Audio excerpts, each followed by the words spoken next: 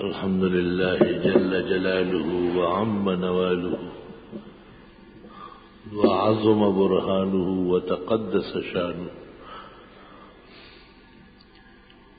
وصلى الله وسلم على رسوله ونبيه ونجيه محمد أحمد وعلى آله وأصحابه وبارك وسلم عليه. أما بعد، فأعوذ بالله من الشيطان الرجيم. بسم الله الرحمن الرحيم. ولقد سبقت كلمتنا لعبادنا المرسلين إنهم لهم المنصورون وإن جندنا لهم الغالبون.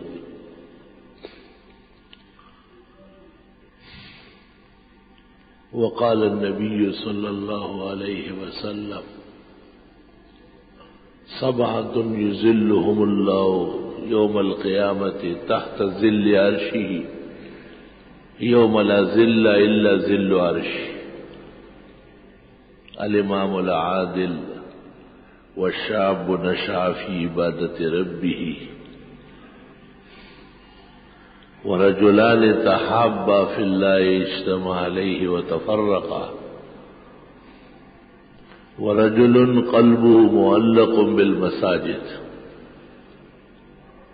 ورجل طلبته ذات منصب وجمال فقال إني أخاف الله، ورجل أنفق يمينه حتى لا تعلم شماله، ورجل ذكر الله خاليا ففاضت عيناه. رواه الشيخان الجليلان في صحيحيهما. وكثير من أصحاب الحديث في معاجمهم ومسانيدهم برجال ثقات وبأسانيد جيدة. اللهم صل وسلم على عبدك ورسولك ونبيك محمد أحمد وعلى آله وأصحابه وبارك وسلم عليه. الحرب أول ما تكون فتية تسعى بزينتها لكل جهول، حتى إذا اشتعلت وشب ضرامها ولت أجوزا غير ذات خليل، شمطاء ينكر لونها وتغيرت مكروهة للشم والتقبيل.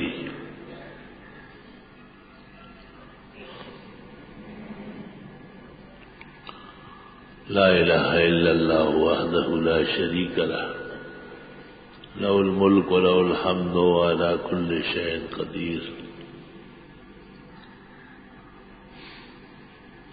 عید تو اپنے اوزان کے ساتھ گزر گئی. مسلمانوں کی قربانیاں، ان کی کوششیں اللہ تعالیٰ قبول فرمائے. زندگی کی کوششیں تو تین وجہ سے ہے.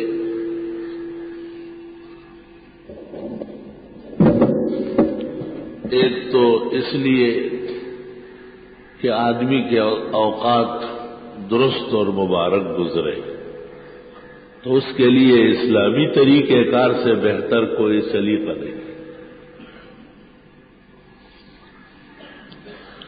اسلامی طریقے میں دونوں خیر ہے، دنیا کی بھی اور آخرت کی بھی. آدمی سویرے اٹھے، وضو کرے، پاک کپڑے پہنے اور اللہ کی عبادت کرے، نماز پڑھے، صاف ستھرا، چاق و چوبند، اور اللہ بھی راضی ہوگا، کیونکہ اللہ تعالیٰ کی پسندیدہ عبادت بندے کی طرف سے وہ نماز ہے.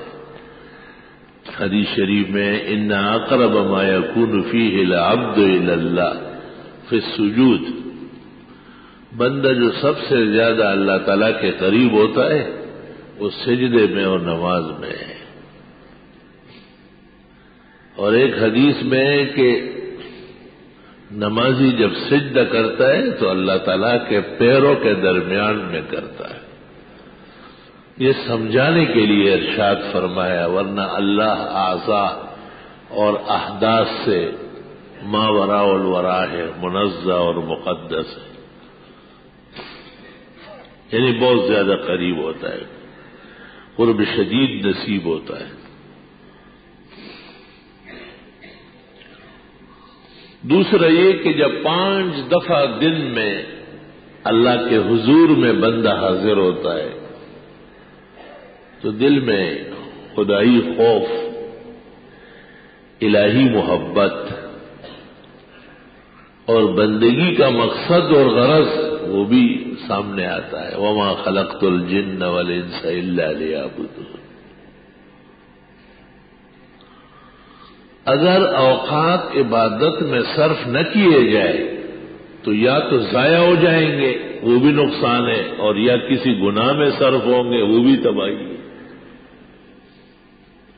تو صرف الساعات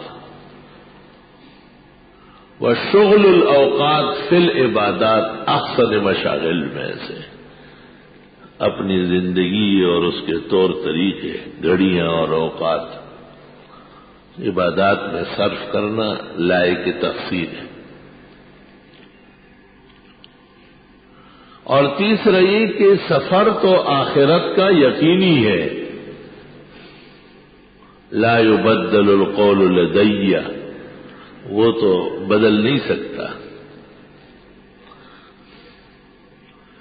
اور کل نفس ذائقۃ الموت، جس میں جان اور روح ہے اس نے مرنا ہے. وَنَبْلُوكُمْ بِالشَّرِّ وَالْخَيْرِ فِتْنَةً، امتحان تو خیر اور شر کے درمیان میں ہے. وَإِلَيْنَا تُرْجَعُونَ، ہماری طرف تم نے واپس ہونا ہے.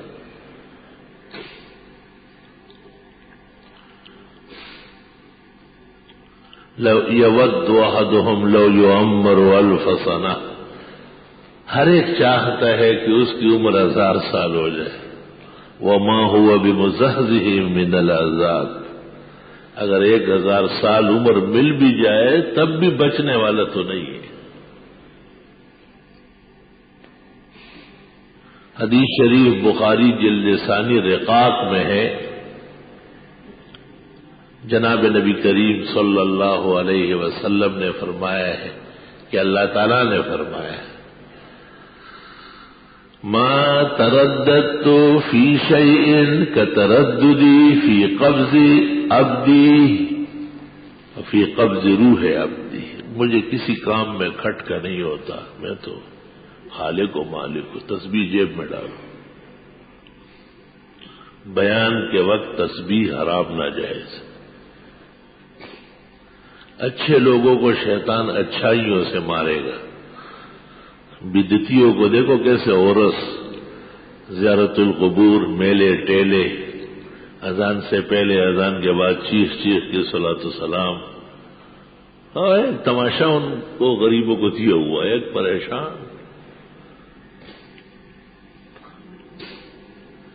اچھے لوگوں کو شیطان اچھائیوں سے مارتا ہے کہ ذرا اس میں تھوڑی انگلی ڈالو، تھوڑا سا آگے پیچھے کر لو. اچھے لوگوں سے تو گناہ نہیں کرا سکتا ہے، ان کا گناہ اچھائی کے بگاڑنے میں ہے. ذکر کرے گا تو بائیں ہاتھ سے، تسبیحات پڑھے گا الٹے ہاتھ سے پکڑ لے گا، اور وہ یہ سمجھتا ہے کہ میں بڑا اچھا کام کرتا ہوں. اس کو یہ پتہ نہیں کہ یہ سب شیطان کی روح پہ ہو رہا ہے. تو اچھے لوگوں کو زیادہ اتباع شرع کا خیال رکھنا ہے، اور اچھے لوگوں کے لیے یہ ممکن نہیں ہے کہ وہ شراب پیے، زنا کرے، لوگوں سے چوریاں کرے.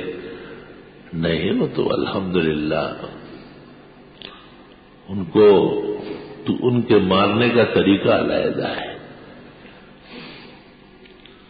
5 ٹخنوں سے نیچے کرا دے گا. کیا لوگ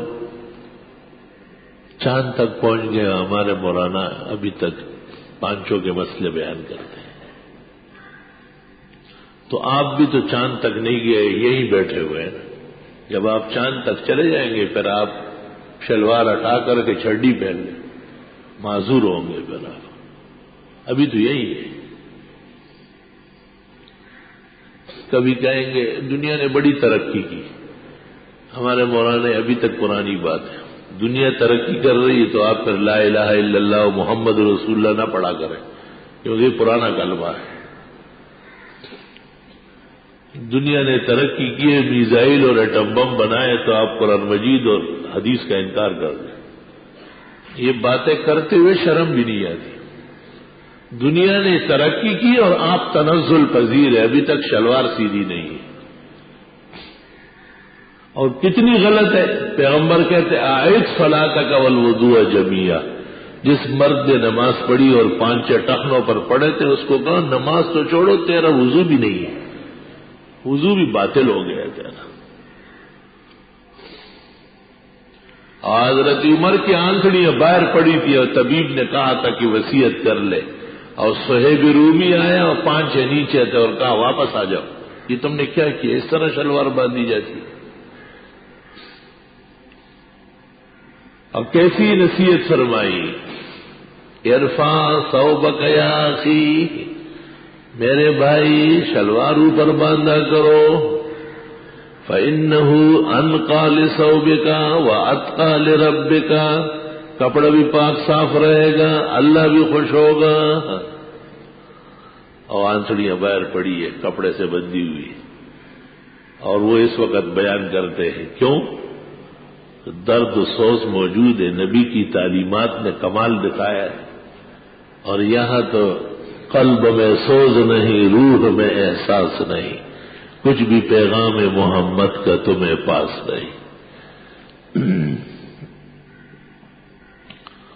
امت کو اسلامی طرز زندگی کی ضرورت ہے، جیسے جسم کو روح کی ضرورت ہے، اور روح کو قوام کی ضرورت ہے۔ جسم کھانے پینے سے بھلا ہوتا ہے جب اندازے سے ہو، اور روح پاکی صفائی ستھرائی سے ترقی کرتی ہے، نجاست اور غلاظت سے روح مرجا جاتی ہے۔ شیطانی اعمال کے لوگ ہم وقت غمگین رہتے ہیں اور ہم وقت سرگردان ہوتے ہیں، مقصد حیات بھول چکے ہیں، ان کو پتہ نہیں کہ ہم کیوں آئے اور کہاں جا رہے ہیں اور کرنا کیا ہے۔ ہمیں تو گھڑی گھڑی کہتے ہیں کہ میں نے خالص عبادت کے لیے بھیجا ہے۔ وَاصْبِرْ أَهْلَكَ بِالصَّلَاةِ وَاصْطَبِرْ عَلَيْهَا وَأَمُرْ أَهْلَكَ بِالصَّلَاةِ وَاصْطَبِرْ عَلَيْهَا، اپنے اہل و عیال کو نماز کا کہا کرے اور بار بار کہے، ایک دفعہ کہنا کافی نہیں، مرتے دم تک کہے۔ لا نسألک رزقا، ہم آپ سے روٹی کپڑا مکان کا نہیں پوچھیں گے، نحن نرزقک، وہ تو ہم تمہیں دیتے ہیں۔ کوئی کسی کا رزاق نہیں ہو سکتا، اپنا رزاق نہیں ہو سکتا تو کسی اور کا کیا ہو۔ اچانک کہے گا کہ بھوک ختم ہو گئی، اچانک کہنے شروع کر دیتے کہ قے آ رہی ہے، دست شروع ہو گئے، پیٹ میں درد ہے، پتہ چل جائے گا کہ جی کوئی بڑی بیماری ہو گئی۔ جو اپنا علاج نہیں جانتا اور صحت شفا، وہ دوسروں کا کیا رزاق بنے گا؟ رزاق تو وہ ہے وہ یطعم ولا یطعم، جو دوسروں کو کھلاتا ہے اور خود کھانے سے غنی ہے، وہ رزاق۔ ذالک بأن اللہ هو الرزاق ذو القوة المتین، میں اس لیے رزاق کو اللہ کہتے ہیں کہ میری طاقت بہت زیادہ ہے، کمزور آدمی رزاق نہیں بن سکتا۔ ماں بیٹے کو دودھ پلاتی ہے، یہ دودھ ماں کے حکم سے آیا ہے۔ سال 1.5 سال کے بعد جب سب ختم ہو جائے، ماں اپنے پستانوں کو خطاب کرے کہ دودھ لائے مجھے آج چاہیے، ایک قطرہ بھی نہیں آئے، اور یہ دودھ اس کے اختیار سے اترا ہے کیا؟ جس نے بچہ پیدا کیا ہے اس نے رزق کا انتظام کیا ہے۔ جب اندرون خانہ تھا تو اور رزق تھا، جب باہر آیا تو ماں کی چھاتیاں چشمہائے فیضان بن گئی، اور جب بڑھنے لگا تو اور چیزوں کی محبت ڈال دی گئی۔ خلق فہدا، پیدا کرنے کے بعد سمجھ بھی، ماں کو پہچاننا، ماں کی چھاتیاں منہ میں لینا اور پھر اس کو چوسنا۔ اللہ فرماتے ہیں میں نے سکھا دیا ابھی سے، پوری دنیا میں کوئی مشین نہیں ہے جو اس کو پلائے، جو اس کو چسوائے نہ، ایک دفعہ انکار کر لیا تو مرے گا۔ اور ایسی آیات اور وظائف ہے کہ وہ کاغذ پہ لکھو فوراً چھاتی پکڑ لے گا۔ الحمدللہ۔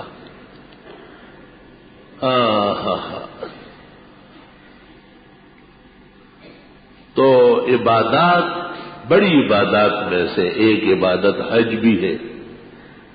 یار لوگ گئے ہوئے ہیں اور فارغ ہو گئے، ادھر ادھر دوڑے لگا رہے، شیاطین سے بھی فارغ ہے۔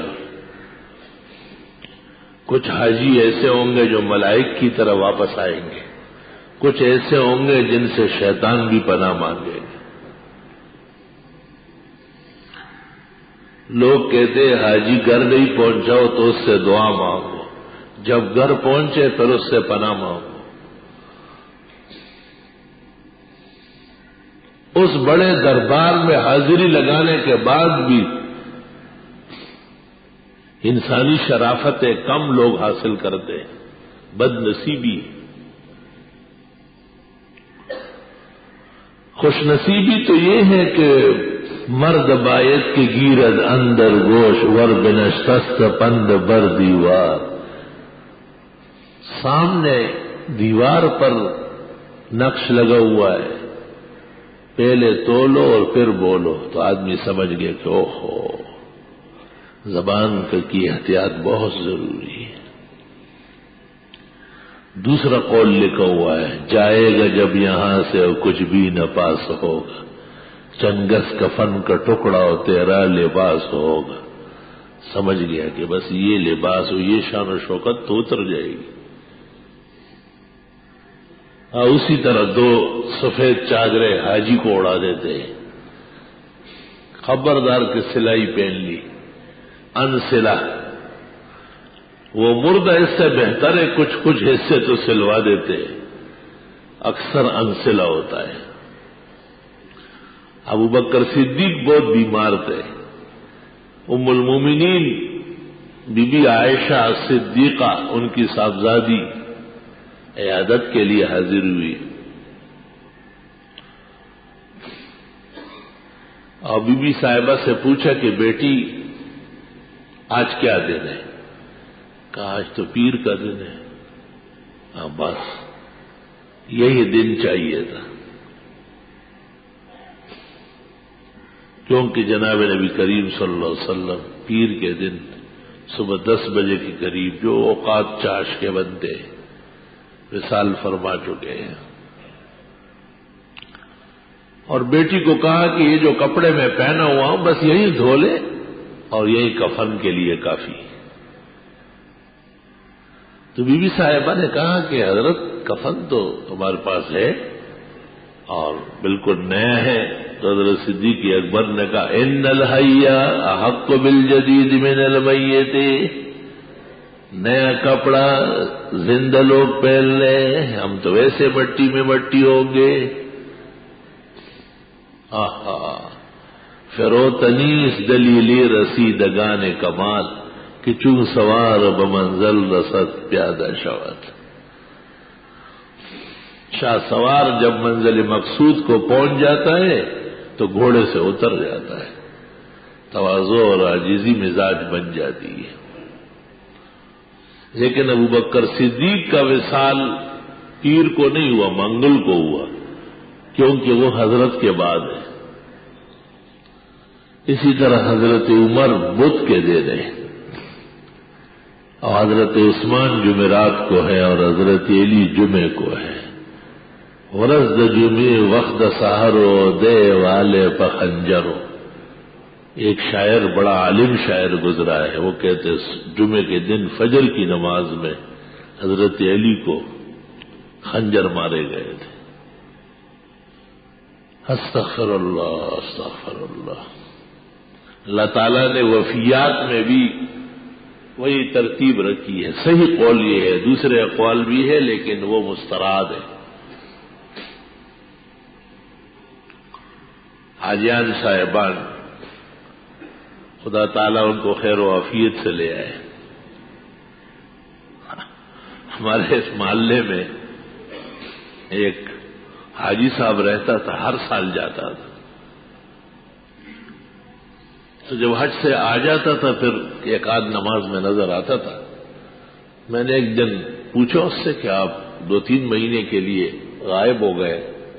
کہا وہ خواجہ معین الدین چشتی کے اجمیر کی نگری پہ اور داتے دی نگری پہ اور جو ہے نا بری امام و فلاں صاحب۔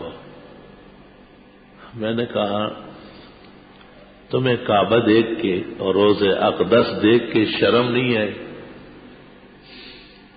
کہ تو پھر مزارات پہ جا کے جو ہے نا جبین سائی کر رہا ہے؟ مجھے کہتے ہیں اس لیے تو گیا کہ اتنا بڑا کعبہ ہے، کوئی ایک مزار بھی نہیں ہے۔ تو اپنی تسلی کرانے کے لیے میں نے کہا یہ میوہ شاہ اور یہ عزیز آباد اور یہ قبرستان کم ہے، تمہیں کیا پتا ہے کہ یہاں بھی لال و جواہر اندر رکھے ہو؟ ضروری ہے کہ ان کی اونچی عمارت گنبد ہو خلاف شرع اور جھنڈا لگا ہوا ہو اور باقی عذاب یافتگان وہاں بہت جمع ہو۔ مکہ مکرمہ میں حتیم اور جبل ابی قبیس کے درمیان صحیح نقول کے مطابق 500 انبیاء علیہ السلام مدفون ہیں، مگر قبر ایک نہیں ہے۔ اور فقہا کہتے ہیں کہ جب قبر مٹ جائے تو قبر کے احکام ختم ہو گئے۔ اگر ویسے جھوٹی قبر کوئی بنا لے قبر کی شکل تو بھی وہاں عبادت ناجائز ہو جائے گی، کیونکہ تشبہ ہے حرام کے مرتکبین کے ساتھ۔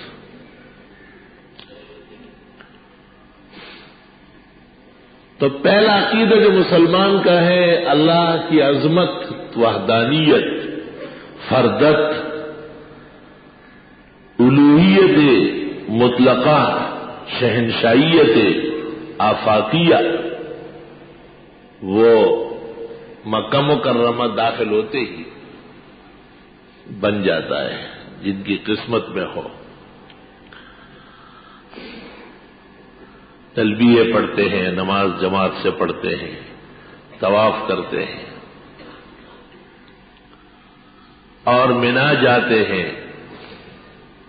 وہاں شیاطین کے جمرے تو ہے کہ ان کو کنکر مارے، انہوں نے تمہارے عقیدے کو نقصان پہنچایا ہے۔ اور یہی یوسوس فی صدور الناس من الجنۃ والناس، لوگوں کے دل کو متاثر کرتے ہیں، سینے میں غلط خیالات ڈالتے ہیں، انہیں کنکر مارو، اور ایک نہیں 3 دن تک مسلسل مارو۔ اور حدیث میں ہے حاجیان جب جمرات کو کنکریاں مارتے ہیں پوری دنیا کے اندر شیاطین زخمی ہو جاتے ہیں۔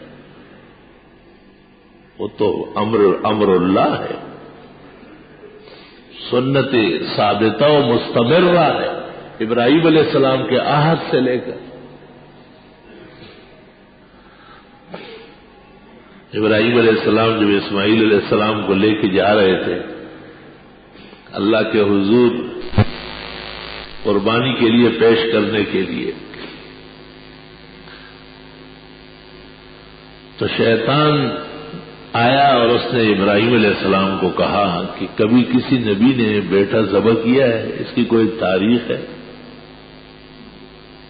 یہ تو میں نے آپ کو اکسایا تھا، تجھے خدا اور شیطان کے درمیان فرق ہی نہیں آتا۔ ابراہیم علیہ السلام نے نیچے جھک کے پتھر اٹھائے اور اس کو مارے۔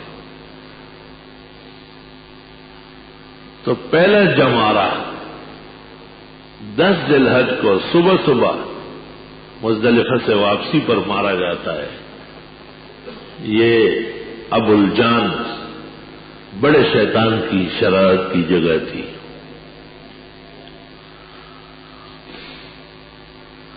اب وہ کہنا کیا چاہتا تھا پیغمبر کو؟ وہ وحی میں اور دین میں شک پیدا کر رہا تھا. اس لیے رب العزت نے جو ابراہیم علیہ السلام کی قربانی قبول کی تو فرمائے یا ابراہیم قد صدقت الرؤیا، اے ابراہیم آپ نے خواب پر سچا عمل کیا. یہ خواب نہیں تھا، یہ ہماری وحی تھی. اور روئے الانبیاء وحی، پیغمبروں کے خواب بھی وحی ہوتے ہیں.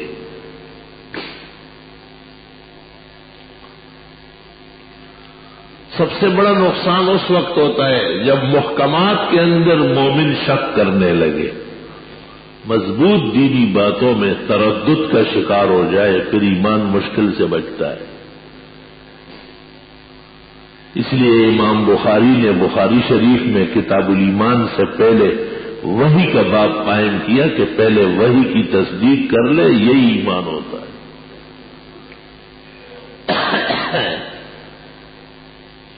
یہ بات درست ہے کہ شیطان بھی دلوں میں باتیں ڈالتا ہے اور اس کو بھی وحی کہا گیا. ان الشیاطین لیوحون الی اولیائہم زخرف القول غرورا. شیطان بھی اپنے جیسے لوگوں کو دلوں میں وسوسے ڈالتے ہیں اور ملمس سازی کی باتیں اور دھوکہ دہی کی باتیں ان کو سکھاتا ہے. اس کا معیار شریعت ہے. جس طرح قیامت کے دن ترازو لگے گا اور اس سے اعمال تلیں گے، اس طرح دنیا کے اندر اعمال کا ایک ترازو شریعت ہے. ہر نماز میں مومن پڑھتا ہے اہدنا الصراط المستقیم، یا اللہ اس ترازو کو ہمارے حق میں سیدھا رکھے اور ہمیں اس پہ چلائے اور ہماری رہنمائی فرمائے، کہیں اس سے ہٹ نہ جائے. اس سے پتہ چلتا ہے کہ کاملین پر بھی امتحان ہوتا ہے.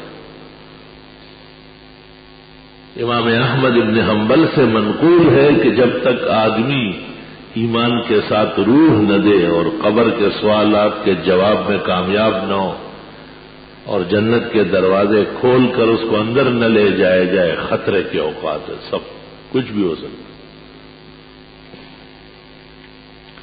یا ایتھا النفس المطمئنہ، اللہ کے دین پر ثابت قدم رہنا، اطمینان کے ساتھ شرائع قبول کرنا، عبادات اور طاعات دلی توجہ سے بجا لانا. ارجعی الی ربک، اللہ کی طرف جانا تو ہے، راضیۃ مرضیہ، تو بھی خوش رہے، اللہ کو بھی خوش کرے اور آپ کو بھی خوش کیا جائے گا. اور میرے نیک بندوں میں شامل ہو جائے، اور یہی آپ کو جنت کا پیغام ہے.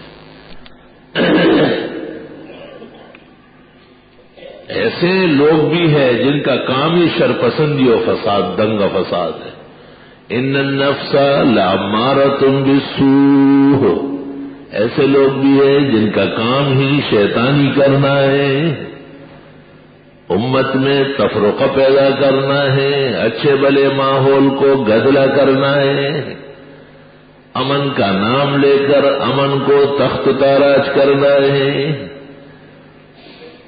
ان النفس لامارۃ بالسوء الا ما رحم ربی، ان سے وہی لوگ بچیں گے جن کو اللہ نے رحمتوں میں مالا مال کیا، اور اللہ بہت بڑے رحم والے بخشنے والے. وَلَا أُقْسِمُ بِالنَّفْسِ اللَّوَّامَةِ، ایسے لوگ بھی ہیں جو گناہ کر کے شرمندہ ہوتے ہیں، کم از کم ندامت تو ملے، کم از کم پچھتاوا تو ہو کہ یہ کام میرے لیے جائز نہیں تھا، یہ ناجائز اور نامناسب کام میں نے کیا ہے. اور جب دل سے ہو، دل کی گہرائیوں سے ہو تو معاف ہو جاتا ہے. التائب من الذنب من لا ذنب له، جو گناہوں سے دل سے توبہ کرے گویا اس نے گناہ کیا ہی نہیں. التائب من الذنب كيوم ولدته أمه، جو دل سے توبہ کر لے گویا وہ ایسا پاک ہوا جیسے ماں کے پیٹ سے جناتا ہے۔ اللہ اللہ۔ حدیث شریف میں ہے آدم علیہ السلام کے جسم کو دیکھ کر، بہت خوبصورت حسین جمیل، تو ابلیس نے کہا، شیطان نے، کہ اس میں سوراخ زیادہ ہے اور ان سوراخوں سے میں اندر آؤں گا جاؤں گا۔ بولنے میں بھی احتیاط چاہیے، سننے میں بھی احتیاط چاہیے، دیکھنے میں بھی احتیاط چاہیے۔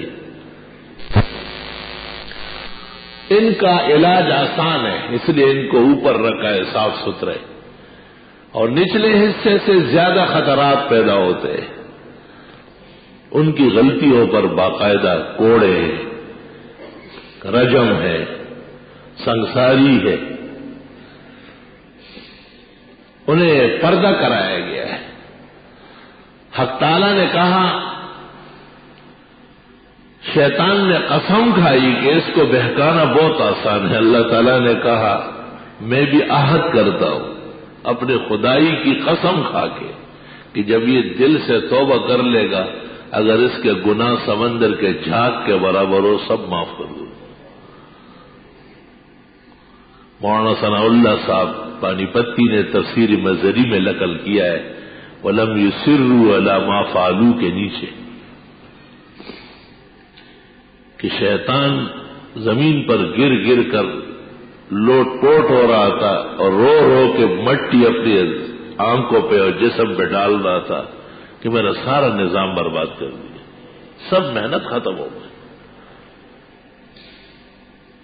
مگر توبہ تین چیزوں کا نام ہے، ترک المعصیت حالا، فوراً گناہ چھوڑنا، والندم علی ما مضی، گزرے ہوئے پر شرمندہ ہونا اور افسوس کرنا، والعزم فی عدم ارتکابہ فیما اتا، اور آئندہ نہ کرنے کا پختہ عزم و ارادہ کرنا۔ خواجہ خواجگاں نظام الملت والدین حضرت اقدس نظام الدین اولیاء نور اللہ مرقدہ وأعلى الله مقامه وتقدس الله روحه وبتقدس روحه ارواحنا واجسادنا۔ حضرت صاحب نے اپنی کتاب فوائد الفؤاد میں ایک واقعہ نقل کیا کہ ایک شخص تھا جس نے عمر بھر گناہ سے پرہیز کیا تھا، اس کا نام تھا سلیم کفگیر۔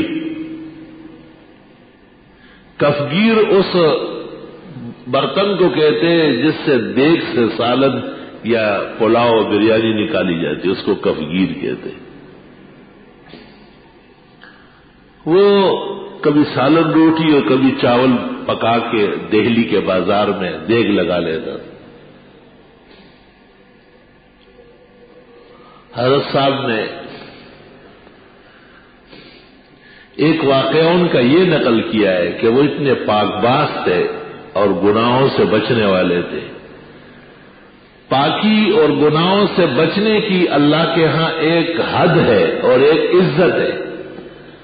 جب وہاں تک بندہ بچے اور کہیں بھی داغ دبا نہ لگے تو پھر جو وہ کہے وہی ہوتا ہے۔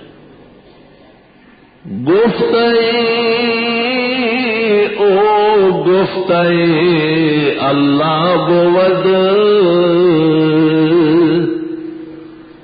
گفتائے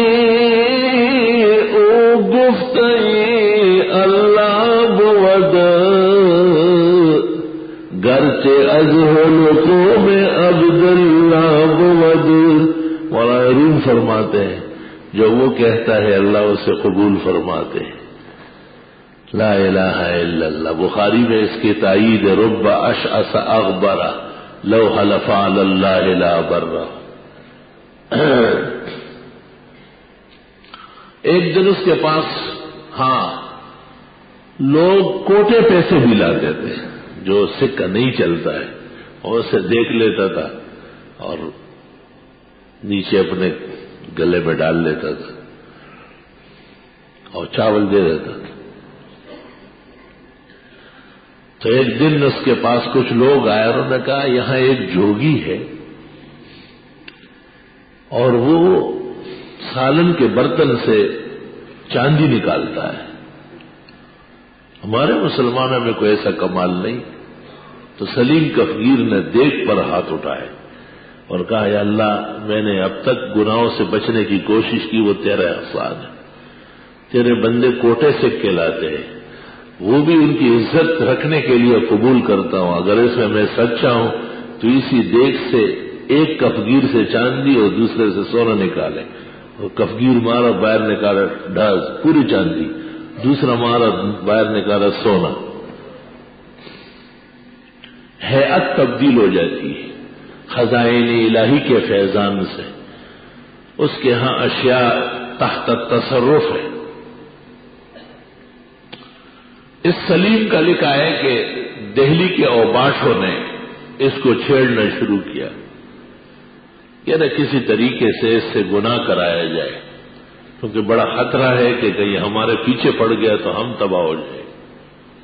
اس زمانے کے اوباش ایسے تھے کہ وہ بددعاؤں سے ڈرتے تھے، یہ ہمارے والے بہت زیادہ انگریزی ہو گئے، ان کو بغیر بددعاؤں کے اللہ خود غرق کرے گا اگر وقت پر تائب نہ ہوئے اور اللہ سے معافی نہ مانگنے لگے۔ ہماری تو خواہش ہے کہ اللہ کفار کو بھی ایمان نصیب فرمائے اور برے سے برے لوگوں کو اچھائی عطا فرمائے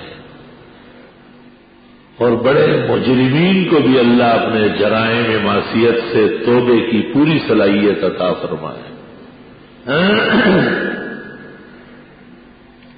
لا الہ الا اللہ۔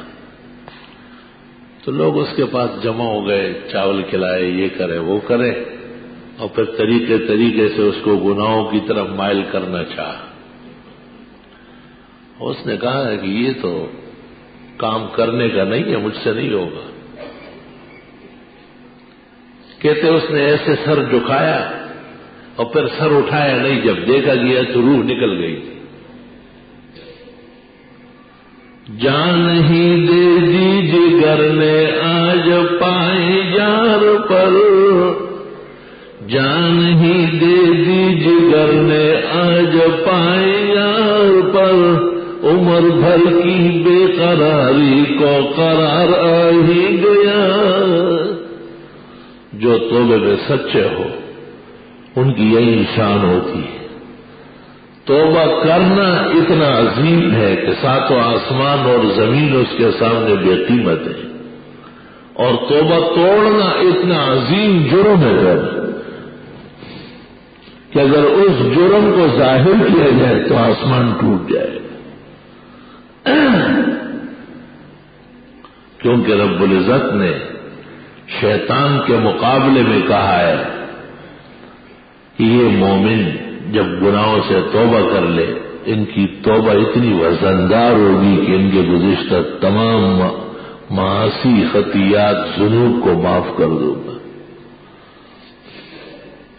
حدیث شریف میں ہے رسول اکرم صلی اللہ علیہ وسلم کی خدمت عالیہ میں بعض لوگوں نے آ کے کہا حضرت ہم نے تو سارے کام کیے ہیں، بلا وجہ کے لوگوں کی گردن کاٹے ہیں، لالچ مال، اپنی بچیاں زندہ زمین میں دبائی ہے، اپنے مخالف کی کوپڑی میں شراب پیے ہیں، کعبہ شریف میں ننگی رنڈیاں نچوائی، ننگی رنڈیاں جاہلیت میں ناچی، اس کے لیے وہ دلیل دے دیتے کہ ان کپڑوں سے ہم باہر ہوتے ہیں، یہ اندر نہیں آ سکتے۔ شیطان برباد کرنے کی ذمہ داری لے چکا ہے، اور قسم قسم کے خطیات و تقصیرات کر چکے ہیں۔ کیا ہم ایمان لائے تو پاک ہو جائیں گے؟ اس پر آیات نازل ہوئی، ان اللہ یغفر الذنوب جمیعا، اللہ تعالیٰ تو تمام گناہ معاف فرماتے ہیں۔ ان اللہ لا یغفر ان یشرک بہ ویغفر ما دون ذلک لمن یشاء. شرک اور کفر کے علاوہ ہر گناہ قابل معافی ہے بشرطے کہ دل سے معافی ہو اور دل کی گہرائیوں سے مصمم توبہ ہو. یا ایھا الذین آمنوا توبوا الی اللہ توبۃ نصوحا. بڑی پختہ اور مضبوط قسم کی توبہ چاہیے. لا الہ الا اللہ. اللہ اکبر. ایمان کی حفاظت دو چیزوں سے رہتی ہے. ایک زیادہ سے زیادہ مخلصانہ عبادات سے اور دوسرا ہر قسم کے گناہوں سے بچنے سے. الذین یجتنبون کبائر الاثم والفواحش الا اللمام. ہائے ہائے، وہ تو گناہوں سے بچتے ہیں، ان کو پتہ ہی نہیں وہ پیچھے لگ گیا ہے. جیسے آدمی جا رہا ہے اچانک کسی پر پاؤں رکھا، آپ آگے بڑھ رہے تھے، ایک دوست کا چشمہ پاؤں کے نیچے آیا، وہ بات شروع کر چکا ہے اور آپ نے اپنی بات بیچ میں ڈالی. بعد میں احساس ہوا کہ پہلے سے بات چل رہی، منع ہے. لمم اس معصیت کو کہتے ہیں جس میں کرنے والے کا کوئی دخل نہ ہو، ارادے اور نیت کا، لیکن فعل اسی کا ہو. اور فحشا اس گناہ کو کہتے ہیں جس کا ذکر بھی نامناسب ہو. ہر مجلس میں ہر ایک کے سامنے بیان نہیں ہو سکتا. اور کبیرہ گناہ اس کو کہتے ہیں جس کا گناہ ہونا سب کو پتا ہو، جیسے شرک، قتل، شراب خوری، ماں باپ کی نافرمانی، سود خوری. یہ وہ گناہ ہے جن کا گناہ ہونا سب کو پتا ہے. حدیث شریف میں ہے رسول اکرم صلی اللہ علیہ وسلم کو چونکہ بہت بڑا علم اللہ نے دیا تھا، وَعَلَّمَكَ مَا لَمْ تَكُنْ تَعْلَمْ. اللہ نے آپ کو وہ علوم دیے جن کو جو آپ کے پاس پہلے سے نہیں تھے. وَكَانَ فَضْلُ اللَّهِ عَلَيْكَ عَظِيمًا. اور اللہ کا فضل آپ پر بہت بڑا ہے. اور پھر وہ بھی پیغمبر نبی آخر زمان پر وہ کتنا زیادہ ہوگا. اس شان سے اللہ نے آپ کو علم عطا کیا ہے. آپ نے انبیاء کا تذکرہ کیا ہے کہ آدم علیہ السلام کو یہ معجزہ دیا گیا، نوح علیہ السلام کا یہ معجزہ تھا، ابراہیم علیہ السلام کا یہ تھا، فلاں کا یہ تھا. اور جب اپنا نام آیا آپ نے کہا وَأُوتِيتُ عِلْمًا، مجھے تو علم ہی علم دیا گیا ہے. اور آپ کو کہا گیا وَقُلْ رَبِّ زِدْنِي عِلْمًا، آپ کہے پروردگار میرا علم اور بڑھا دے. یہ نہیں فرمایا کہ زیادہ روزے رکھے، زیادہ بڑا نمازی بننے کی دعا کرے، بہت زیادہ حج اور عمرے ہو. فرمایا زدنی علما، علم بڑھا.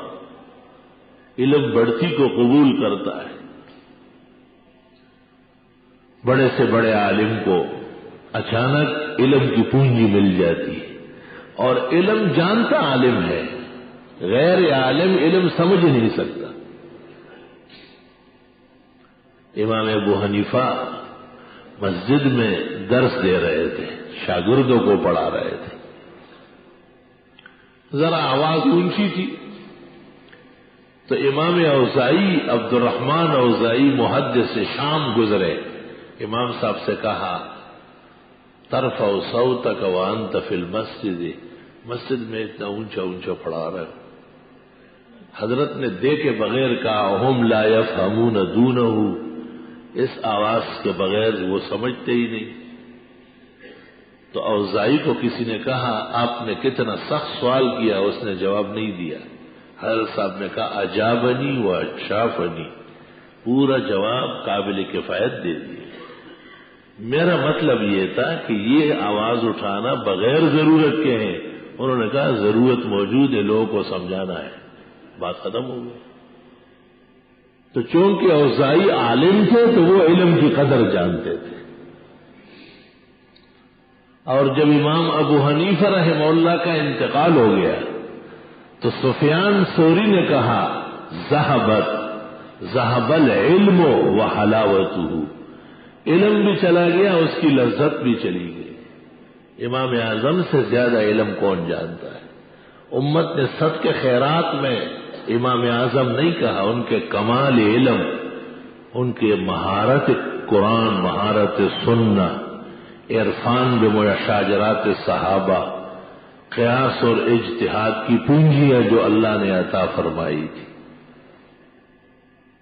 اللہ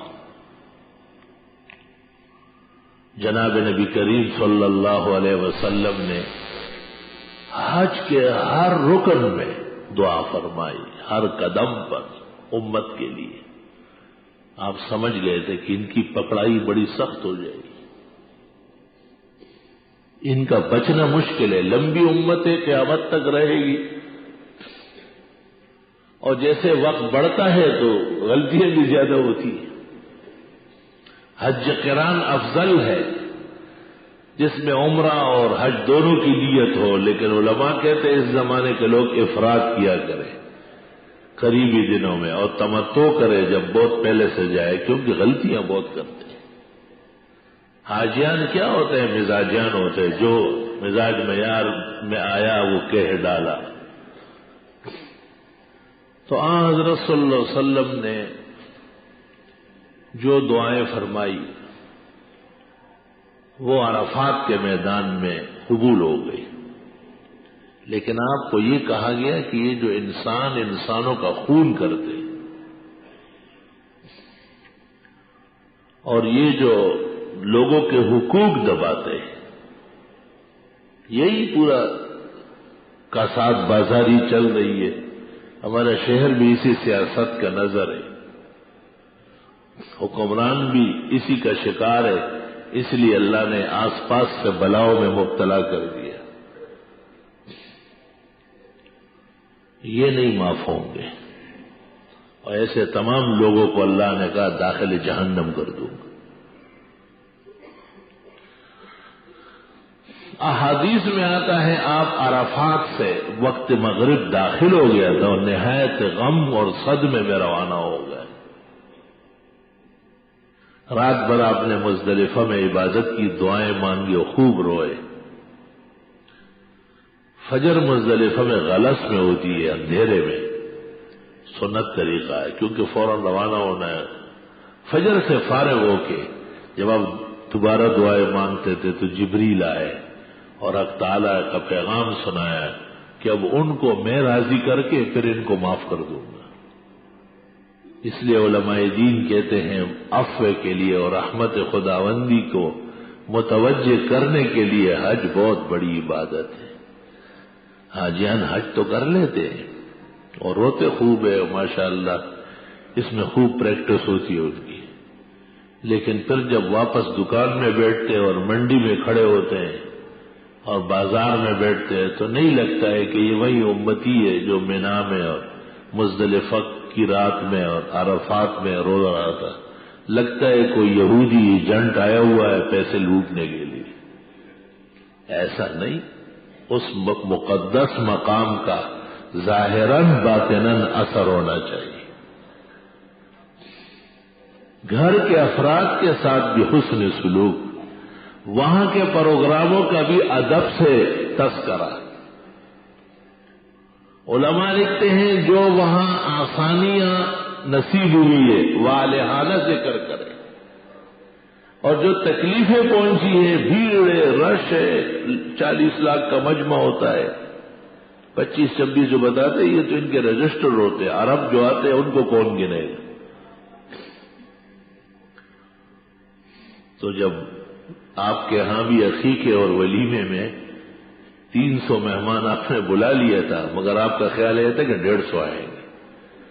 وہ اچھے دن تھے، لوگوں کو فرصت تھی، آپ کے ساتھ محبت بھی کرتے تھے، آپ نے کھانے بھی اچھے پکوائے تھے، لوگ سن چکے تھے، سارے آ گئے۔ بلکہ 300 کے ساتھ ظاہر ہے جب عورت ایک آئے گی تو 3-4 بچے ہوتے ہیں. اب پتہ چل گیا کہ مہمان 450 ہو گئے، پھر اپنا حشر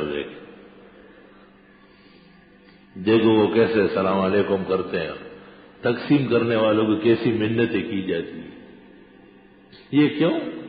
انتظام مخلوق کہاں کر سکتی ہے؟ انتظام تو یدبر الامر من السماء الى الارض، اللہ آسمان سے زمین کا نظام چلاتے ہیں.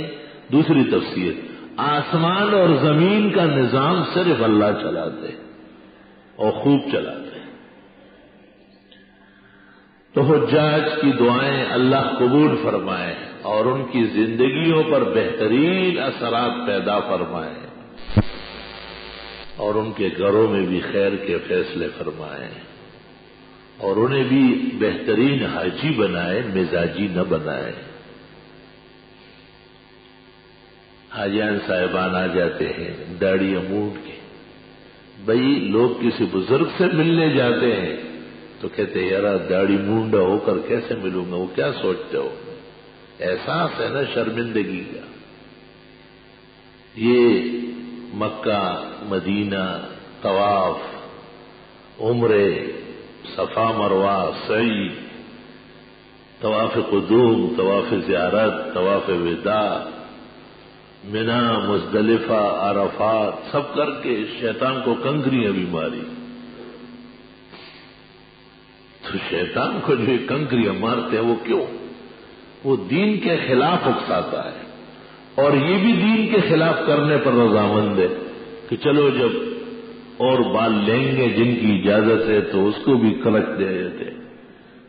حقیقت یہ ہے کہ منا میں جب یہ لوگ حج سے فارغ ہو کے داڑیاں مونڈتے ہیں، حقیقت یہ ہے کہ حکومت سعودیہ بددستور مجرم ہے، بالکل مجرم ہے. میں نے ان کے مفتی اعظم سے کلام کیا ہے. میں نے کہا اس پر آپ کو ایکشن لینا چاہیے. آپ کا خبردار کہ جدے تک دوبارہ آپ نے منہ پر کھینچی اور اس طرح رکھا جیسے آپ رکھ رہے. یہی فرق ہے مکمل اسلامی نظام میں اور سعودی نظام میں، جن کو اب لوگ برا بلا کہتے ہیں کہ اچھا یہ لوگ نہیں تھے طالبان، اچھا نظام نہیں تھا. یہی لوگ 90 من کے قریب سونا بیچ چکے ہوتے، 90 من، اور سکہ اور ڈالر اور پونڈوں کا حساب نہیں تھا. جہاد کے نام پر، طالب کے نام پر نہیں. لیکن ان کے ہاں یہ نظام میں نے دیکھا تھا کہ پہلے تو اس سے اٹھک بیٹھک کروا لیتے تھے، اب جیل لے جاؤ اور 500 روپے جرمانہ بھی لے لو. بعد میں ہم نے انہیں کہا جیل لے جاؤ کہ مزدور آدمی ہے، بال بچے کیا کھائیں گے؟ اس پر واضح کرنا تھا کہ داڑھی مونڈنا واقعتاً جرم ہے اور شک نہیں ہے کہ جرم ہے.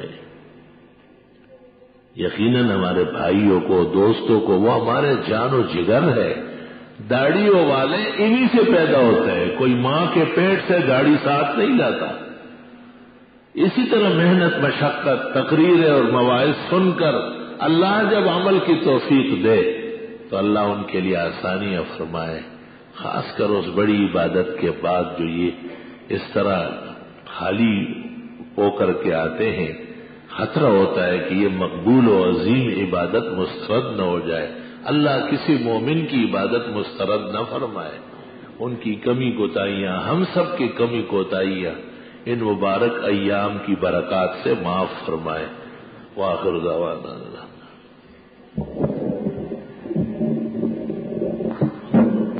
الا اللہ واللہ اکبر، اللہ اکبر وللہ الحمد. الحمد للہ رب العالمین. اللہم انت السلام ومنک السلام تبارکت یا ذا الجلال والاکرام. صلی اللہ تعالی علی خیر خلقی محمد وآلہ واصحابہ اجمعین برحمتہ. بسم اللہ الرحمن الرحیم. 9 ذی الحج کی فجر سے جو تکبیرات تشریق شروع ہوئی تھی، آج 13 ذی الحج کی عصر کو وہ مکمل ہو جائے گی. ایک نماز گویا کہ رہ گئی ہے. پورے اہتمام سے پڑھی جائے، بڑی توجہ سے. اب بھی کوشش یہی رہے کہ جماعت کبھی نہ چھوٹے. جو پختہ عادت جماعت کی ان دنوں میں اکثر کی ہو جاتی ہے، بقیہ کو بھی اپنانا چاہیے. قربانی تو دلیل ہے دین کے لیے مشقت سہنے کی، اور قبولیت اسی کو کہتے ہیں کہ مومن اللہ کا قرب پائے، اور قرب کی دلیل توفیق عبادت ہے. لا الہ الا اللہ. میں نے پوچھا کہ پچھلے کئی سالوں کی نمازوں کی قضا کے ساتھ ان سالوں کی تکبیرات تشریق کا بھی یاد آئے. نہیں، تکبیرات تشریق کے اوقات جب نکل گئے تو پھر اس کا یادہ نہیں. قربانی کے اپنے حصے میں عقیقہ ولیمہ کی نیت کر سکتا ہوں. عقیقہ اور ولیمہ بھی تقرب اور عبادت ہے، اس لیے قربانی میں اس کے حصے ڈالنا درست اور صحیح ہے. فتاوی عالمگیری جلد 5. کسی شخص کا بانڈ نکل آیا، اس میں اپنے پاس سے کچھ رقم ملا کر عمرہ کیا، درست ہے. نماز کے دوران کوئی شخص ٹخنے کھولنے کے لیے شلوار اوڑھ لے تو کیا ایسا کرنا چاہیے؟ نماز کے دوران نہیں، نماز سے پہلے ہونا چاہیے. اور اگر نماز کے دوران بھی ایک ہاتھ سے اوپر کی طرف کوشش کی تو درست اور صحیح ہے. بہت پریشان ہوں، ایسا معلوم ہوتا ہے کہ زندگی میں سکون اٹھ گیا، اب کبھی آئے گا ہی نہیں. برائے مہربانی کچھ عمل بتائے. الا بذکر اللہ تطمئن القلوب. نہ دولت سے، نہ گھر آباد کرنے سے، نہ دنیا سے تسلی دل کو ہوتی ہے خدا کو یاد کرنے سے. اللہ قرآن میں نبی کو کہتے وسبح بحمد ربک، صبح و شام تسبیح اور تحمید پڑھا کرے، سبحان اللہ و بحمدی سبحان اللہ العظیم. تمام غم چھٹ جائیں گے، تمام صدمے ختم ہو جائیں گے، خوشی کی لہریں اٹھ جائے گی، خوشی کی خوشگوار ہوائیں آ جائے گی، خوشی کے منازل قریب آ جائیں گے. ایک بیوی نے اپنے شوہر سے بذریعہ عدالت خلع لے لیا. عدالت نے 3 مرتبہ سمن جاری کرنے کے باوجود لڑکا عدالت میں حاضر نہ ہوا. عدالت نے یک طرفہ فیصلہ لڑکی کے حق میں دیا. یہ طلاق ہوئی یا نہیں؟ ہو گئی ہے. جب لڑکا ظالم ہو اور لڑکی کو ستاتا ہو، یہ بھی ظلم کی کیفیت ہے کہ عدالت طلب کرے اور وہ نہ جائے. تو لڑکی کے حق میں کبھی کبھی فسخ نکاح کا حکم پنچایت کر سکتی ہے. موجودہ انگریزی عدالتیں نکاح اور طلاق کے مسئلے میں پنچایت کے قائم مقام ہیں. درست فتویٰ یہ ہے کہ عدالت کا اس طرح فیصلہ جو شرعی احکام اور حدود کے مطابق ہو وہ نافذ العمل ہے. اور 3 ماہواریاں گزرنے کے بعد خاتون سابقہ خاوند کی نسبت نکاح سے فارغ ہے اور وہ کہیں اور اپنی مرضی کا نکاح کر سکتی ہے. قربانی کے جانور کو اگر گھر کے برتن میں چارہ دیا ہو تو اس پر گوبر اور پیشاب وغیرہ لگ گیا ہو تو اسے استعمال کرنے کے لیے پاک کرنے کا کیا طریقہ ہے؟ پاک کرنے کا اتنی کہ دھو لیا جائے. اگر اس کی بو وغیرہ ہے تو کچھ اسپریٹ یا چونا یا ڈیزل جو بھی طریقہ ہے آپ کے ہاں، ایسی چیزیں بھی نکل آئی ہے جن کے لگنے سے زیادہ صفائی ہو جاتی ہے، بدبو ختم ہو جاتی ہے. اور اگر بہت زیادہ دل پر کراہیت ہے تو کسی فقیر مسکین کو وہ برتن دے، گھر کے نوکر نوکرانیوں کو. جہاں جانور خیرات وہاں یہ بھی خیرات. قربانی کے لیے جانور ذبح کرنے کے وقت 3 دن کس حدیث سے ثابت ہے؟ اہل حدیث 4تھے روز ذبح کرتے ہیں. قربانی 3 دن ہے، 10، 11، 12 اور تیسرے دن قربانی غلط فہمی ہے. وہ یہ سمجھتے ہیں کہ ایک حدیث میں ہے کہ ایام و تکبیر تشریق ایام الاضاحی، جن جن دنوں میں تکبیرات تشریق پڑھی جاتی ہے یہ قربانی کے دن ہے. تو تکبیرات تشریق تو 9 ذی الحج کی فجر سے شروع ہے. اسی حدیث سے پتہ چلا کہ جیسے شروع میں ایک دن نکل گیا اس طرح اخیر میں 13ویں تاریخ کا بھی نکل گیا اور صرف 10, 11, 12 میں قربانیاں جائز ہیں۔ اس لیے غیر مقلد جن کو آپ غلط فہمی سے اہل حدیث کہتے ہیں، وہ جیسے اکثر حدیثوں کے معنی سمجھنے میں غلطی پر ہے، اس میں بھی شدید غلطی پر واقع ہے۔ قربانی فرض ہے، واجب واجب ہے، واجب کو بھی فرض عملی کہتے ہیں۔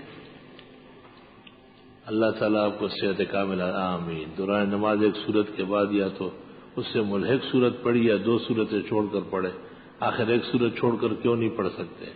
حکم یہی ہے کہ 2 چھوٹی یا 4 چھوٹی چھوڑ کر آگے پڑھے تاکہ ہجران نہ لازم آئے کہ ایک ہی کو چھوڑ دیا، اس سے کوئی نفرت تو نہیں ہے۔ جب 2 ہو جائیں گے تو کوئی اور عذر ہوگا۔ صبح کے وقت ریڈیو سے قرآن کی تفسیر بما آیات پیش کی جا رہی ہوتی اور مجھے دفتر کے لیے غسل کرنا ہوتا ہے، کیا میں ریڈیو کو غسل خانے میں کسی اونچی جگہ پر رکھ کر سن سکتا ہوں؟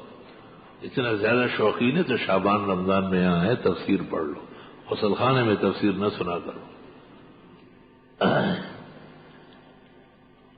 بہتر یہ کہ آپ اسے ٹیپ کر لیں، گھر والوں سے کہے کسی، آج کل تو مشکل نہیں ہے، کسی موبائل میں ٹیپ کر لیں، جب آپ غسل خانے سے باہر تشریف لے آئے اس ٹیپ کو آن کر دے، سن لے تو وہ جتنا حصہ چھوٹ گیا ہو وہ دوبارہ بحال ہو جائے۔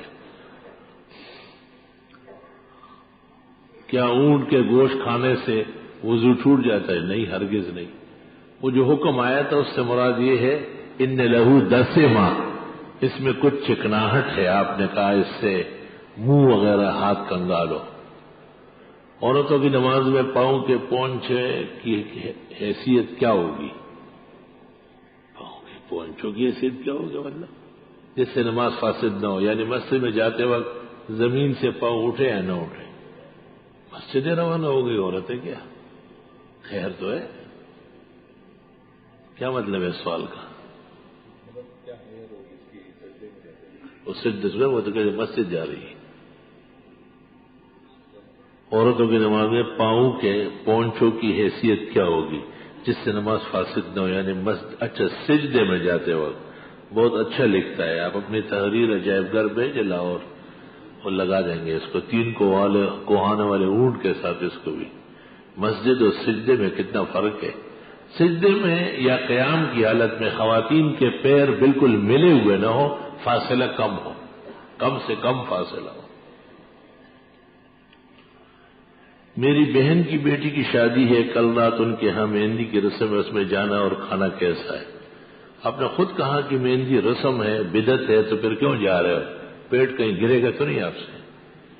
اللہ تعالیٰ نے یہ پیٹ یہاں بنایا، دیکھو چھپا کر، کسی نے ساگ کھایا، دال کھائی، سوکھی روٹی کھائی، پر آپ کچھ پتہ نہیں چلے، آپ اس میں بدعت کے کھانے ڈالتے ہیں، رسم کے کھانے ڈالتے ہیں۔ ما یاکلون فی بطونہم الا النار، غلط کھانے نہیں ہیں، پیٹ میں آگ بھرنی ہے۔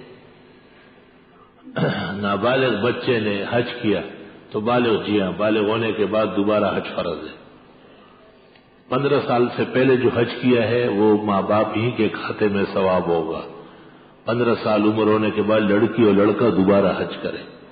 ایک شخص پر قربانی واجب نہیں ہے اور اس نے قربانی کے لیے جانور خرید کر ذبح کر دیا اور اب وہ قربانی کی کھال کو استعمال میں لایا، اس شخص پر اس کھال کی قیمت صدقہ کرنا ضروری ہے۔ جس پر قربانی واجب ہے اور جس پر واجب نہیں ہے، خریدنے کے بعد دونوں برابر ہے۔ لازم النفل بالشروع لازم ہو جاتی ہے، اور حکم کھال کا وہی ہے جو عام لوگوں کے لیے، اس کے لیے کوئی کھال کے علیحدہ ٹکڑے نہیں کرنے۔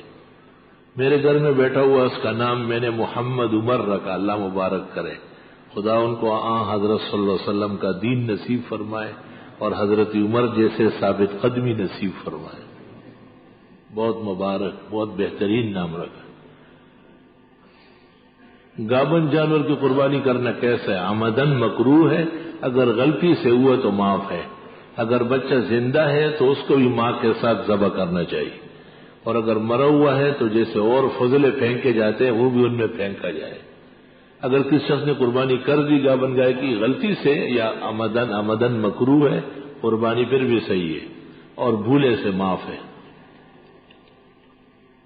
ما قولكم رحمكم الله أي تفسير وأي كتاب حديث وأي كتاب فقه لابد أن يكون معكم أو كتاب القرآن وهو الحديث الجامع سيل البخاري والهداية في الفقه الحنفي أو رد المختار.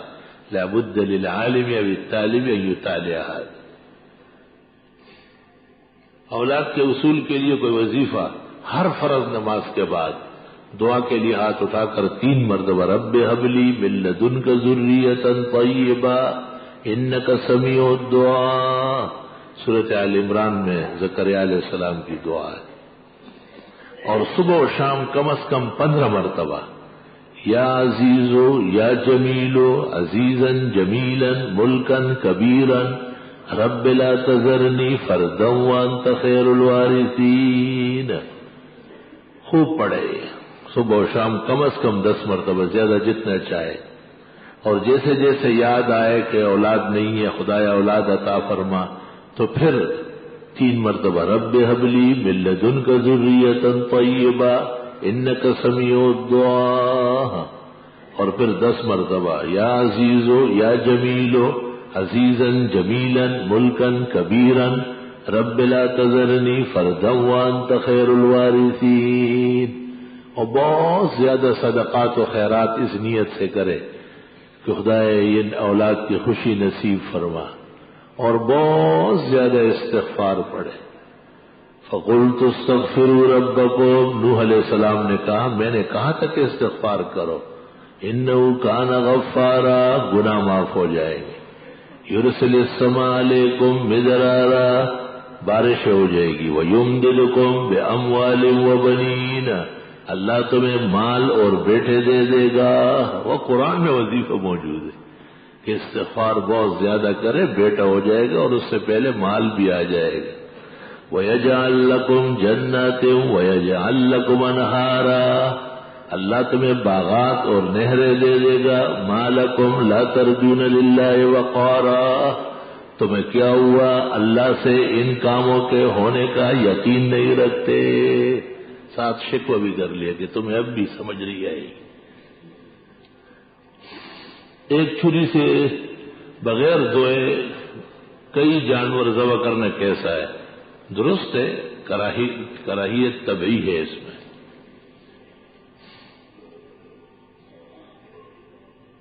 ایک گائے میں 15 حصہ تھے. یہ کیسی گائے بھائی؟ خیر تو ہے. آپ اس میں 200 شریک کر لیں ایک کی بھی قربانی نہیں ہوگی. گائے کو مردار کرنے کا طریقہ ہے. کیا یہ قربانی ہو گئی؟ نہیں ہوئی. گائے، اونٹ، بھینس، بڑے جانوروں میں صرف 7 آدمی شریک ہو سکتے. ہم نے 3 جانور ذبح کر گوشت جمع کر کے 15 حصوں میں تقسیم. گوشت کے حصے علیحدہ بات ہے اور قربانی کے حصہ دار کتنے افراد تھے؟ 7 ہونے چاہیے. اور اگر 6 ہیں تو 6 کے 6 مل کر کے ایک کو کہے کہ ہم تمہیں پیسے ہبہ کرتے ہیں، 7واں حصہ آپ کا یا 7واں حصہ میرا ہے. اور اگر 4 ہے تو اس طرح 5 کا کرے، 2 ہے تو 3 کا کرے. 3 جانوروں میں 21 آدمی ہوتے ہیں اور آپ نے بہت زیادہ لدوا دیے لوگ. ایوب علیہ السلام کی قبر کس ملک میں ہے؟ اور قرآن پاک میں آل عمران سے کون سے عمران مراد ہے؟ آل عمران سے مراد حضرت مریم کے نانا ہیں جو سورۃ آل عمران میں ہے. اور دوسرے عمران حضرت موسیٰ اور ہارون علیہ السلام کے والد ہیں. تفسیر مدارک میں ہے دونوں عمرانوں میں 1800 سال کی مسافت ہے. ایوب علیہ السلام کی قبر روس زار میں کہیں ہے جہاں چشمہ ایوبی ہے. بعض لوگ وہاں بتاتے ہیں اور بعض کہتے ہیں کہ چشمہ ایوبی ابو ایوب انصاری رضی اللہ عنہ کی قبر کے پاس ہے. اور بعض لوگ فلسطین کی کوئی جگہ حضرت ایوب کی قبر بتاتے ہیں. اور ایک قول البدایہ والنہایہ میں یہ کہ ان کی قبر نینوا میں ہے. تو مشکلات اس لیے ہوتی ہے کہ نبوت کا زمانہ مکمل ہونے کے بعد اس نبی کی یادگاریں ختم ہو جاتی ہیں. ہمارے رسول اور نبی کی قبر قیامت تک معروف ہوگی، کیونکہ آپ کی نبوت قائم دائم ہے اور قیامت تک جاری ساری ہے۔ ایک دفعہ میں مسجد نبوی میں بیٹھا تھا، جمعہ کے دن امام حذیفی خطبہ دے رہے تھے، خطبے کا بڑا اچھا ماہر ہے۔ خطبے میں اس نے یہ بات کہی کہ وہ من خصائص نبینا صلی اللہ علیہ وسلم ان قبرہ معروف فی الدنیا یزار کل یوم وحید والحمد للہ ذی السعادہ المزیہ لہ تدوم الی یوم القیامہ۔ ہمارے پیغمبر کی خصوصیت ہے کہ آپ کی قبر بغیر شک شبے کے معلوم ہے، اور ہر گھڑی اور ہر دن اس کی زیارت جاری ہے، اور قیامت تک یہ سعادت اللہ نے عطا فرمائی۔ اس سے بھی پتہ چلا اس خطبے کے الفاظ سے کہ ہمارے پیغمبر کے علاوہ کسی پیغمبر کی قبر یقین کے ساتھ معلوم نہیں ہوگی۔ سلام کے بعد معلوم یہ کرنا ہے کہ ایک لڑکے کو ڈرا دھمکا کر رکھ دیا کہ زور پر اس سے طلاق نامے پر دستخط کرا لیے، جبکہ لڑکا بالکل نہیں چاہتا تھا، کیا اس صورت میں طلاق ہو گئی؟ قاعدہ تو یہی ہے کہ طلاق المکرہ یقع، ہدایہ میں لکھا ہے جس کو مجبور کیا جائے اور وہ طلاق دے تو واقع ہو جاتی۔ نبی اکرم صلی اللہ علیہ وسلم کی حدیث کی روشنی میں جس شخص نے نہ تو جہاد کیا نہ شوق پیدا ہوا، وہ شخص کافر کہے یا مسلمان۔ حدیث شریف میں تو اس طرح ہے کہ جس نے کبھی بھی زندگی بھر میں جہاد کا ارادہ نہیں کیا اور نہ جہاد کا شوق ظاہر کیا اور وہ مرا تو وہ نفاق کے ایک شعبے پر مرے گا۔ کافر تو نہیں کہا، اس کو اتنا کہا ہے کہ نفاق کے اثرات اس میں ہوں گے۔ اللہ تعالیٰ محفوظ فرمائے۔ مولانا مسعود اظہر صاحب کے بارے میں آپ کی کیا رائے؟ مولانا مسعود اظہر زندہ ہے، اس کی رائے اس سے لے لیں۔ سندھوں کے بارے میں ہم تبصرہ نہیں کرتے، ہم کوئی اخبار کے صحافی نہیں ہیں۔ اگر کسی کی فجر کی نماز چھوٹ جائے اور وہ قضا پڑے تو کیا سنت قضا بھی ظہر سے پہلے ہو تو سنت پہلے پھر فرض، بعد الظہر صرف فرض۔ اپنی منگیتر سے موبائل فون پر بات کرنا شرعاً جائز ہے اگر ضرورت ہو، ورنہ جب تک باقاعدہ ملایا نہ جائے رسم رخصتی اس سے پہلے ملاقات حرام نہ جائے۔ میرا مسئلہ یہ کہ میں ایک دیندار گھرانے کی بیٹی ہوں اور باپردہ ہوں۔ میرے جہاں شادی ہوئی ہے وہاں بظاہر تو دین ہے مگر سب دین سے دور ہے۔ الحمدللہ میرے شوہر دیندار ہے، وہ مبارک، اصل بادشاہ تو دیندار نکلا۔ میاں بیوی خوش رہے اور وہ دیندار رہے، سارا جہان وہ اللہ کے ہاتھ میں ہے۔ وہ ہر جمعہ آپ کے پاس پڑھنے لازمی آتے، اللہ اس کا آنا قبول فرمائے اور انشاءاللہ آپ کو ستائے گا نہیں اور ہمیشہ آپ کو عزت کے چاند کی طرح رکھے گا۔ جو یہاں قدم رکھے گا پورا دین لے کے جائے گا انشاءاللہ۔ مجال ہے کہ آپ کو ایذا پہنچائے گا، مگر گھر کے افراد جن میں میری ساس اور سسر بہت ناراض ہیں۔ ہم روزانہ ان کی خیریت پوچھنے جاتے ہیں اور میرے شوہر ان کے سارے کام کرتے ہیں مگر وہ ہم کو برا بھلا کہتے ہیں۔ علیحدہ گھر میں جانے کی وجہ سے بھی کہ میری ساس زبان کی بڑی تیز ہے اور میرے گھر میں 3 کنوارے دیور بھی رہتے ہیں۔ پلیز بتائیے کہ کیا ہمارا علیحدہ گھر میں رہنا گناہ ہے؟ کیونکہ اب ہم کو علیحدہ گھر میں رہتے ہوئے 2 سال ہو گئے مگر میری ساس اب تک ہم کو کوستی رہتی ہے۔ میں ان حالات سے بہت پریشان ہوں، ہم ان کی تمام خدمت کرتے ہیں، علیحدہ مکان میں جانے سے وہ بہت زیادہ ناراض ہے۔ پہلی بات تو یہ کہ شادی سے پہلے ہی لڑکے کے نام گھر علیحدہ ہونا چاہیے۔ ہدایہ میں لکھا ہے لہن نفق والکسوۃ والسکنہ، روٹی اور کپڑے کی طرح مکان خاتون کا حق ہے کہ خاوند کے ساتھ علیحدہ ہو۔ لوگوں میں یہ رواج کہ شادی کے بعد اپنے بیٹے اور بہو کو ساتھ رکھے، اگر شرعی حدود پورے ہو سکتے، حجاب، پردہ، کیونکہ دیور جیٹ سے بھی تو پردہ ہے اور فرض پردہ ہے، تو کوئی حرج نہیں اگر وہ لوگ محسوس نہ کرے، لیکن اگر وہ اپنے حق پر قائم رہے اور علیحدہ رہے تو میری ذاتی رائے یہ ہے علوم کی روشنی میں کہ اس زمانے میں علیحدہ رکھنا زیادہ بہتر اور بہت مناسب ہے۔ آپ نے کام تو بہت اچھا کیا لیکن اس پر جو تکلیف آ رہی ہے اس سے آپ کی پریشانی سے مجھے بھی پریشانی ہو رہی ہے کہ آپ کو خوش خوش رہنا چاہیے. مخلوق کی رضا کیا چیز ہے جب آپ شریعت کے مطابق ہیں. اللہ فرماتے ہیں یبتغون عندهم العزہ، یہ مخلوق سے عزت مانگتے ہیں. فإن العزة للہ جمیعا. اور پھر بہتر صورت یہ بھی ہوئی کہ آپ دونوں بددستور ان کا احترام و اکرام کرتے ہیں اور جاری رکھیں. بھلا وہ جو چاہے کہیں، بڑے ہیں، لیکن آپ ان پر یہ واضح کریں کہ ہم نے شریعت کے عین مطابق کیا ہے. اور جب آپ چاہے استفتاء بھیجے، دلائل اور حوالوں سے بھر کے فتویٰ لکھ کے بھیج دیتا ہوں. ہاں کتنے شیریں ہیں تیرے لب اے رقیب، گالیاں کھا کے بے مزہ نہ ہوا. جب آپ حق پر ہے تو تکلیفوں سے نہ ڈریں. اللہ تعالیٰ آپ کی صحت تندرستی کے لیے ہمیشہ ہم دعا گو رہتے ہیں. آپ کے فتوے ہمارے لیے مشعل راہ ہے. اگر کوئی شخص عمر کے 60 سال مکمل کر چکا ہے مگر اس نے قرآن مکمل نہ پڑھا ہو تو اس کے لیے کیا حکم ہے؟ قرآن کریم پڑھنا فرض نہیں ہے، اس پر عمل کرنا فرض ہے. اور مجمل علوم قرآن کے ہر مومن کو زندگی میں پیش ہوتے ہیں، ان کے مطابق زندگی بسر کرنا ضروری ہے. ہر شخص پر باقاعدہ قرآن پڑھنا ہرگز لازم نہیں ہے. ہاں سعادت ہے اور بہتری ہے. وہ شخص 30 سال سعودی عرب میں رہا ہے، عربی لکھ پڑھ سکتا ہے، قرآن بھی پڑھ لیتا ہے، مگر اس نے کسی استاد سے باقاعدہ نہیں پڑھا، پھر بھی کچھ غلطیاں رہے گی. بہتر یہ ہے کہ کسی استاد کو اور کچھ نہ رمضان شریف کے دنوں میں سنا دے تاکہ یہ قورم بھی پورا ہو جائے اور شک شبے سے بات نکل جائے. وہ قرآن پڑھتے وقت کیسٹ لگا کر اپنی غلطیاں درست کرتے، اس میں کوئی حرج نہیں ہے.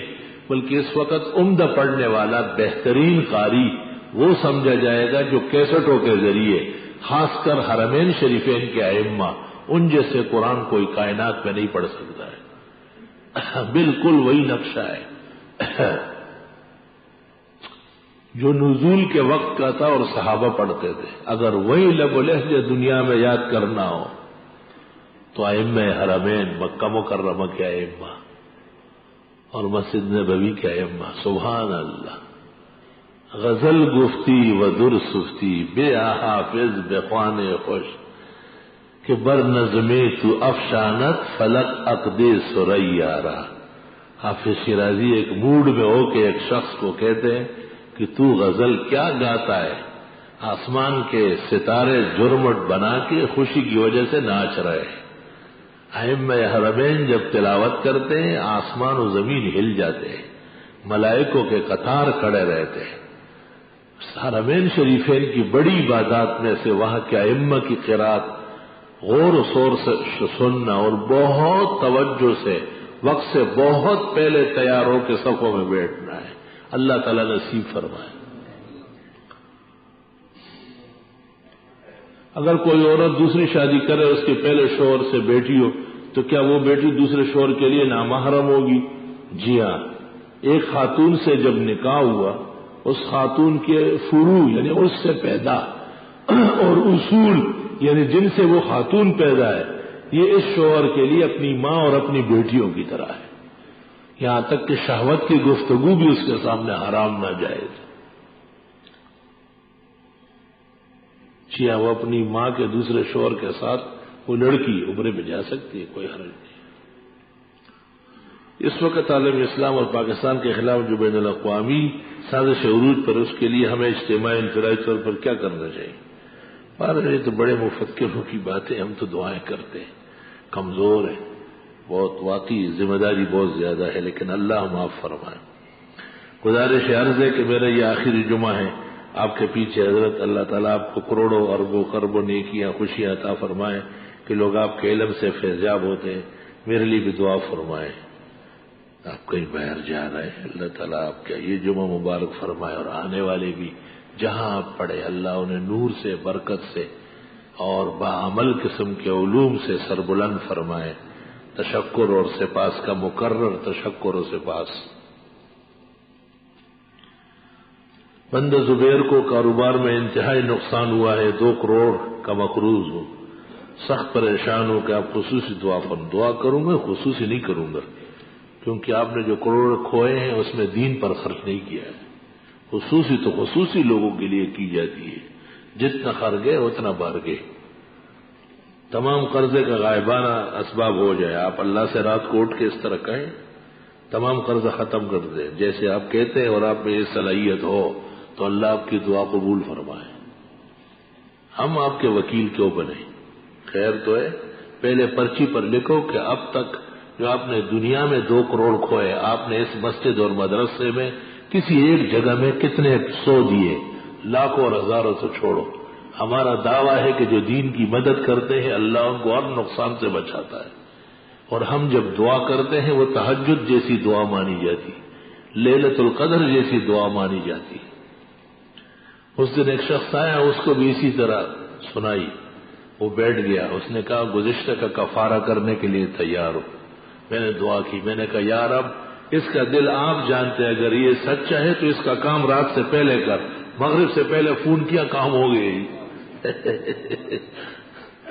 میں نے کہا تو آپ کے صدق پر ہے، تم پہلے جو مجھے جانتے ہو یا دعا کی بھی امید رکھتے ہو تو اپنے دل میں ضمیر سے سوچو کہ یہ جو ہزاروں طلباء و مسافرین کس ماحول میں ہم رکھ رہے ہیں، الحمدللہ اللہ ان کو ہمیشہ قائم دائم رکھے. کیا آپ حضرات کا فرض نہیں بنتا ہے تمام میدانوں میں ان کی بھرپور مدد کرنا؟ یہ کروڑوں اربوں کربوں قبر میں لے کے جائیں گے کیا؟ ایک ایک پائی کا حساب دینا پڑے گا. میرے دوست کے والد کا حج کے دوران انتقال ہو گیا. اللہ تعالیٰ انہیں قیامت تک کا اجر و ثواب عطا فرمائے جیسے کہ حدیث میں ہے، اور قیامت کے میدان میں وہ اللہ کے حضور حاجی کھڑا ہوگا. حدیث شریف میں حج میں ایک شخص اس طرح فوت ہو گیا. آپ نے صحابہ کو کہا لا تہنتوہ، اس کو بالکل خوشبو وغیرہ تیل نہ لگاؤ، فإنہ یبعث یوم القیامت ملبیا، یہ قیامت کے دن جب قبر سے باہر آئے گا لبیک اللہم لبیک لبیک لا شریک لک لبیک پڑھ رہو. میدان حشر والے حیران ہو جائے، یا اللہ، اس کے لیے وہی ماحول حج کا ہے.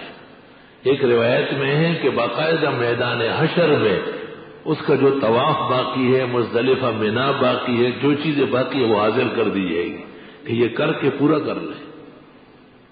اور ایک روایت میں ہے کہ جن کا طواف رہ گیا وہ حجر اسود چومنا رہ گیا ہے، اور وہ اس لیے ہر وقت سوچتا تھا لیکن رش بہت ہوتا ہے کہ لوگوں کو تکلیف ہوگی. اب لوگوں کو تکلیف کیا، خود ہی مصیبت میں آدمی آتا ہے. تو وہ کئی دفعہ گیا لیکن حجر اسود چھوٹ جاتا، اور اسی طرح ہی مر گیا. میدان حشر میں جب لوگوں کے جنت جانے کا فیصلہ ہو جائے ان کو روک لیا جائے گا، اور ملائکۃ اللہ ہزاروں کی تعداد میں ریشم کے طباخوں میں حجر اسود رکھ کے میدان حشر میں لے آئیں گے اور ایک جگہ رکھ دیں گے، اور پھر نام پڑھیں گے فلان ابن فلان من قبیلت فلانا من وطن کذا این یبعث، فلاں فلاں کا بیٹا فلاں کا پوتا فلاں قبیلے کا آ جائے، اور سب جمع ہو جائیں گے. کہا یہ حجر اسود چومو، آپ اسے چومے تسلی سے. جب آپ کی تسلی ہوگی پھر لوگ جنت جائیں گے. سب لوگ پوچھیں گے کہ یہ انبیاء ہے، یہ صحابہ ہے، کون ہے؟ کہا جائے گا یہ عام مسلمان ہے، لیکن انہوں نے حجر اسود صرف اس لیے نہیں چوما تھا کہ کسی کو تکلیف نہ پہنچے، اور یہ عمل اللہ کو بہت پسند ہے. آج جنت جانے سے پہلے ان کی تسلی کرا دیتے. الحمدللہ رب العالمین، نستغفرک اللہم ونسألک السلام والعافیہ. لا الہ الا اللہ وحدہ لا شریک لہ، لہ الملک ولہ الحمد وعلی کل شیء قدیر. جن کے بیماران ہیں اللہ انہیں صحت دے، جہاں اموات ہوئی ہے ایمان پر اللہ ان کی مغفرت فرمائے. اور یہ حاجی صاحب جو اعمال حج میں محل حج میں انتقال کر گئے، اللہ تعالیٰ ان کو جنت الفردوس میں اعلیٰ مقامات دے، اور حج مبرور کے جتنے درجات و اجر و ثواب بکمال عطا فرمائے. حاجی مرحوم کے ساتھ بروز حشر جو حسن سلوک ہے اللہ انہیں نصیب فرمائے، اور ان کے پسماندگان کو صبر و اجر عطا فرمائے. جس کے کروڑوں ڈوبے ہیں اور بہت پریشان ہیں، اس کو تنبیہ تو کر لی گئی، اب سب مل کے اس کے لیے دعا کرے کہ اللہ تعالیٰ اس کی مصیبت ختم فرمائے، اور اللہ اس کو اپنی نعمتوں میں مالا مال فرمائے، اگر کچھ نقصان ہوا ہے تو متبادل فائدہ عطا فرمائے، اگر کسی ظالم نے دبائے ہیں تو اس کے دل پر احسان کر کے اسے ادائیگی کے لیے تیار فرمائے۔ اور اس طرح جتنے ہمارے بھائی ہیں، دوست ہیں، ہم تنبیہ بطور تعلیم کے کرتے ہیں، لیکن ان کا غم، درد، صدمہ پورا دل میں رکھتے ہیں، اور جب دعا کرتے ہیں تو جو ہم نے کہا وہ صرف تنبیہ ہے تاکہ لوگوں کو اور دوستوں کو دین پر خرچ کرنے کا جذبہ یاد رہے۔